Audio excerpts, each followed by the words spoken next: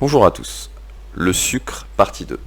Je me suis permis de refaire une petite vidéo sur le sucre parce que c'est vrai que c'est quand même la plus grosse des addictions et je tiens vraiment quand même à préciser parce qu'il y en a plusieurs qui sont très difficiles. Mais là c'est vrai que vous devez faire face à quelque chose pour lequel vous êtes addict depuis que vous êtes tout petit.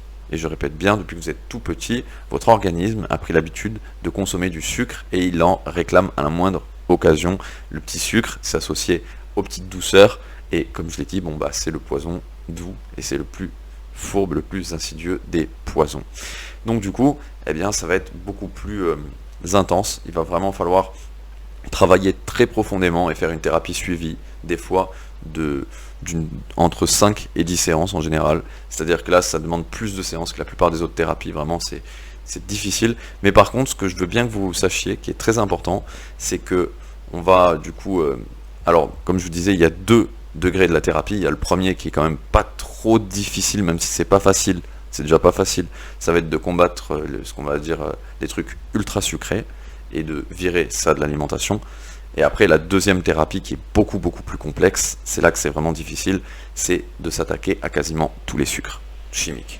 Et du coup, quand on s'attaque à tous les sucres chimiques, assez souvent, on va aller basculer sur un régime cétogène, quelque chose qui est très positif, parce qu'en fait, les gras, les graisses, il y a des bonnes graisses et des mauvaises graisses, et forcément, le sucre c'est pareil, sauf que le problème du sucre, c'est que le sucre naturel, du coup, des légumes et des fruits, c'est du bon sucre, mais 99% des autres sucres que vous allez manger dans n'importe quoi d'autre, c'est très mauvais, c'est des sucres composés, c'est pas bon du tout. Donc voilà, c'est pour bien préciser que le premier degré de la thérapie est déjà un obstacle, plus que, on va dire, au même degré que n'importe quelle addiction, et le deuxième degré de la thérapie, qui consiste à basculer carrément sur un régime cétogène, donc le principe, ça va être de se débarrasser complètement de tous les sucres à part les sucres des fruits et des légumes, et après, du coup, de remplacer tous les sucres par des graisses. Alors, mon collègue qui est plus expert dans ce domaine-là fera une autre vidéo pour expliquer bien tous ces détails.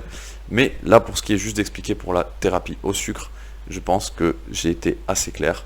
Alors maintenant, pour donner juste la petite anecdote, quelque chose de très intéressant, je vous incite à aller vous renseigner en Inde ou Pakistan. Au Pakistan, il y a un village qui s'appelle Chita ou Chata, un truc comme ça. Et c'est un village dans lequel la moyenne d'âge, c'est centenaire. Les gens dépassent 100 ans en moyenne d'âge. Il faut savoir que c'est des gens qui sont très dynamiques, qui marchent plusieurs heures tous les jours dans la montagne, qui sont dans les montagnes justement, donc qui sont loin des villes qui sont polluées. Ils ont une alimentation très saine, ils mangent ce qu'ils cultivent, les fruits, les légumes, ils mangent beaucoup de fruits secs aussi, ce qui est très bon pour la santé. Ils ne mangent absolument pas de sucre chimique. Ils sont très souriants, plusieurs fois par jour, ils chantent, ils dansent, ils sont très actifs. Ils sont, on va dire, il y a absolument un taux de violence et d'agression et de vol qui est inférieur à 1%. Donc du coup, ça n'arrive jamais. Les seules fois où ça arrive, c'est quand c'est des étrangers qui viennent dans leur village. Donc ce qu'il faut comprendre, c'est que ces personnes, elles ont une vie qui est beaucoup plus saine que la plupart des gens.